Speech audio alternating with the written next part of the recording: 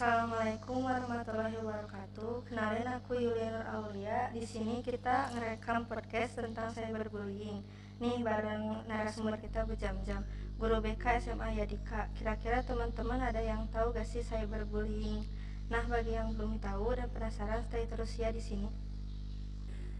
Oke, Assalamualaikum warahmatullahi wabarakatuh. Perkenalkan, nama saya Jam-Jam Siti Nur Jamila. Kebetulan di SMA Yadika saya sebagai guru BK, bimbingan dan konseling. Kalau dulu sih disebutnya bimbingan penyuluhan ya. Kalau untuk sekarang udah diganti jadi bimbingan konseling.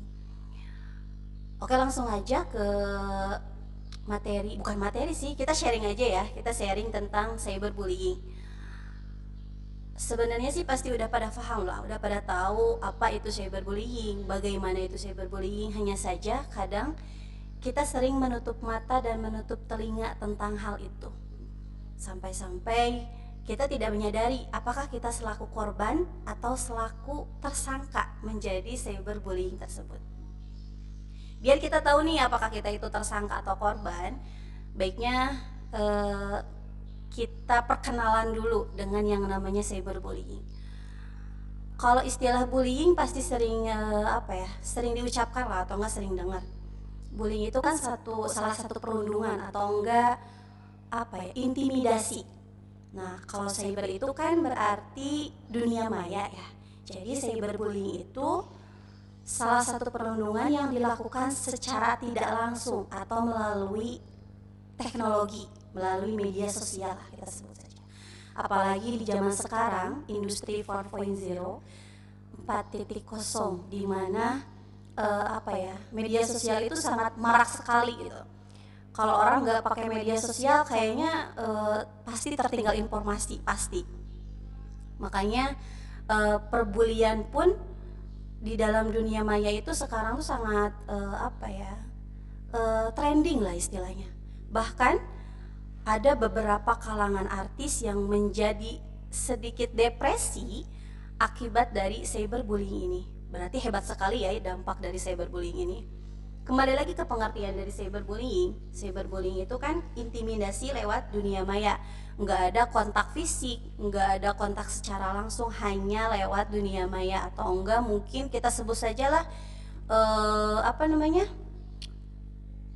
ada yang mungkin lewat komentar-komentar di Instagram atau di Facebook dan lain sebagainya. Pokoknya berbau dunia maya aja, atau mau lewat WhatsApp juga bisa seperti itu.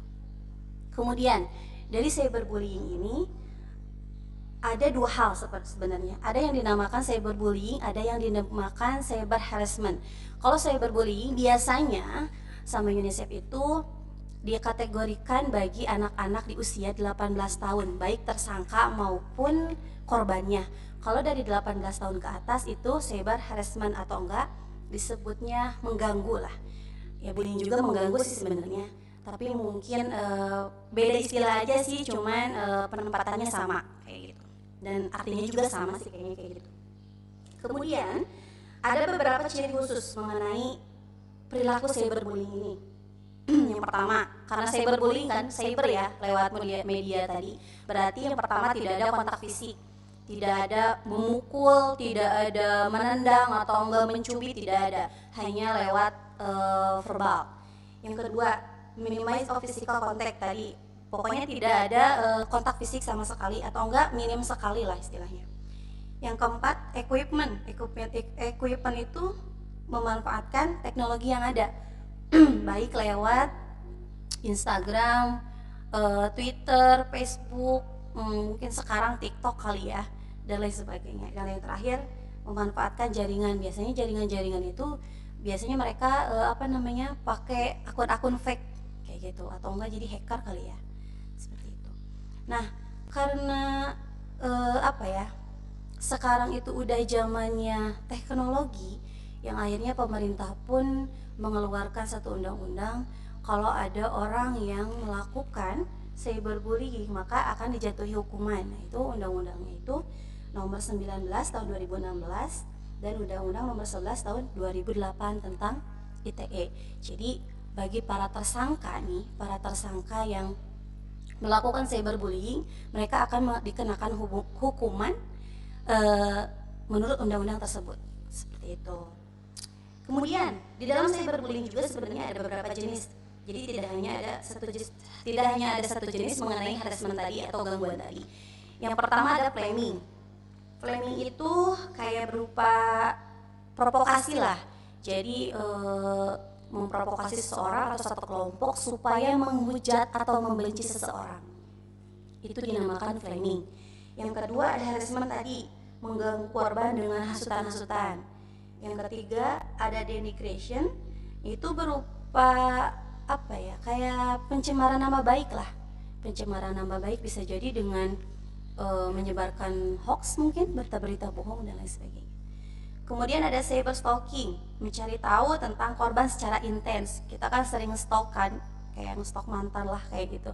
Nah sama, untuk membuli seseorang tuh pasti si tersangka itu pasti membutuhkan referensi kan lah, membutuhkan referensi tentang korban yang akan dibully, dan pasti media apapun yang dimiliki oleh korban pasti akan di stalking, pasti akan dicari tahu bagaimana dia, seperti apa dia, dan apa kelemahan dia. Yang kelima ada impersonate, jadi meniru. Ada kan pasti ketika kita ingin membuli seseorang atau ketika kita ingin mendiskriminasi atau mengintimidasi seseorang, kita si tersangka itu pasti mengimpersonate atau menirukan gaya seseorang, tapi dengan niatan, dengan maksud ingin menjatuhkan gitu, bukan malah menirunya itu bukan hal-hal yang baiknya kayak gitu. Dan yang terakhir ada outing trickery. Ini tuh kayak penyebaran foto-foto nggak senonoh lah ya. Jadi si tersangka itu bermulai dari cyber stalking tadi, kemudian outing, mencari foto-foto yang ya nggak pantas lah mungkin, kemudian trickery, kemudian disebar dan melakukan hasutan ke orang-orang supaya membenci si korban. Seperti itu. Nah, melihat kasus-kasus cyberbullying di Indonesia intinya, apalagi di usia remaja, di mana era milenial sekarang pasti memiliki berbagai macam media sosial. Ini tuh harus hati-hati banget soalnya. Kenapa? Karena dampak dari cyberbullying ini tuh sangat luar biasa sekali. Bukan hanya mental kita yang akan kena, fisik juga kita akan rusak. Karena ketika mental kita tidak sehat, fisik juga kita akan terganggu. Yang pertama mungkin dampaknya kita akan menarik diri dari lingkungan sosial. Kepercayaan diri kita akan berkurang.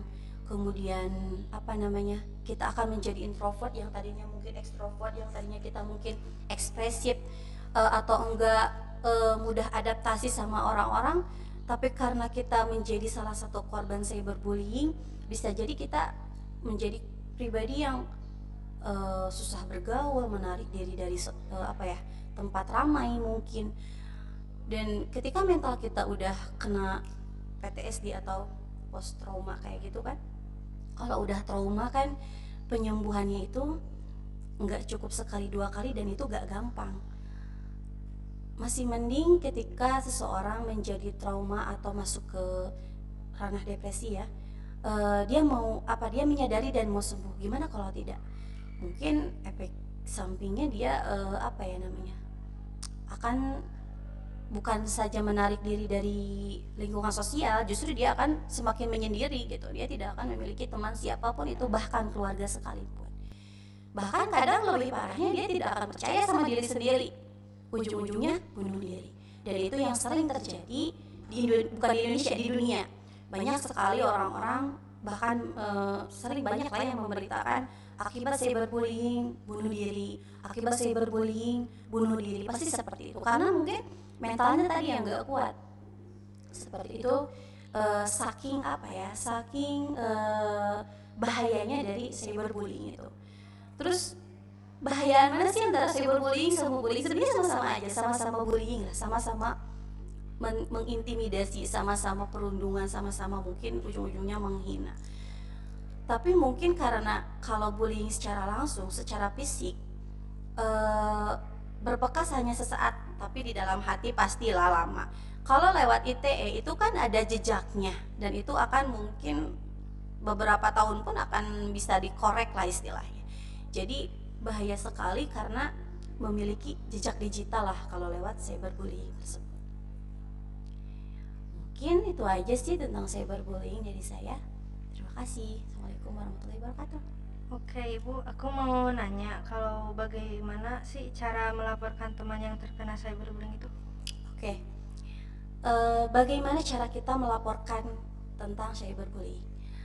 Pertama, mungkin kita kadang juga kita tidak menyadari ya, apakah itu cyberbullying atau enggak, apakah itu hanya candaan atau memang hinaan. Itu yang harus kita bedakan. Ada yang memang mungkin kalau kitanya terlalu perasa kali ya, apapun yang dijadikan candaan oleh teman, kita jadikan itu hinaan.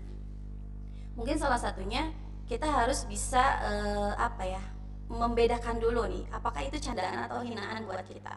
Tapi kalau memang itu menurut kita sebuah hinaan, pertama kali yang harus kita lakukan, kita jangan terlalu kita hindari dulu media sosial itu. Contoh, kita diintimidasi oleh teman lewat Instagram contohnya ya. Contoh. Nah, kita hindari media sosial itu. Kalau dia terus-terusan merundung kita lewat itu, yang pertama kali kita lakukan melaporkan mungkin ke orang-orang terdekat, bisa jadi teman kita, supaya dia memberi tahu lah istilahnya secara dari mulut ke mulut lah istilahnya, memberitahu bahwa itu tidak baik dan lain sebagainya. Kalau memang masih tidak mempan nih, ternyata bodoh amat lah gitu kan, ada orang yang memang kayak gitu saya senang membuli dia gitu, saya puas gitu kan, kita laporkan saja lewat aplikasi itu kan suka ada tuh, laporkan akun ini. Nah itu bisa jadi. Kalau memang masih belum jerak juga dia mencari lagi media sosial kita untuk membuli kita bisa laporkan lewat dengan menggunakan undang-undang ITE tersebut ke pihak-pihak berwajib seperti itu. Kalau memang itu udah mengganggu banget lah istilahnya. Untuk menghindari diri dari cyberbullying itu gimana Bu? Oke. Untuk menghindarinya, yang pertama tadi kita harus bisa membatasi media sosial kita. Perlu media sosial, sangat perlu, apalagi di zaman sekarang supaya kita tidak tertinggal tidak tertinggal berita mungkin ya, atau enggak terlalu enggak terlalu tertinggal lah istilahnya. Tapi kita harus bisa membatasi dari pemakaian media sosial tadi. Yang kedua, jangan terlalu sering atau jangan terlalu mengekspos kehidupan kita, karena itu yang akan menjadi bahan pembulian para tersangka gitu. Kan kalau kita ngepost contoh apa-apa dipost, foto dipost, video dipost, apapun dipost, dan itu biasanya dijadikan alat oleh orang-orang yang akan membuli kita. Batasi cara kita bermedia sosial, batasi hal-hal yang mau kita post itu harus dibatasi. Jangan apa-apa dipost itu bisa jadi kan orang lain terganggu. Kalau orang lain udah terganggu dengan postingan kita, itu dijadikan bahan untuk membuli kita. Kemudian yang ketiga, memilih teman di media sosial seperti itu.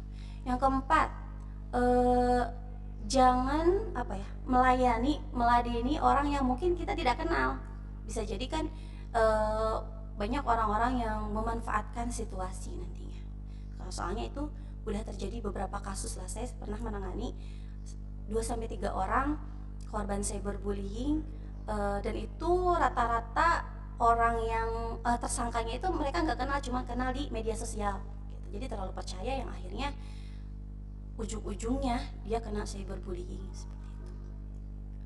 Jadi cyberbullying itu ialah perundungan dengan menggunakan teknologi digital. Dampaknya itu sangat besar. Jadi semoga kalian tidak men-cyberbullying ataupun menjadi korbannya semoga. Jadi gitu saja. Terima kasih kepada pendengar yang udah stay di podcast ini. Terima kasih juga kepada Bu Jam-Jam sebagai narasumber kita yang sudah meluangkan waktunya. Wassalamualaikum warahmatullahi wabarakatuh.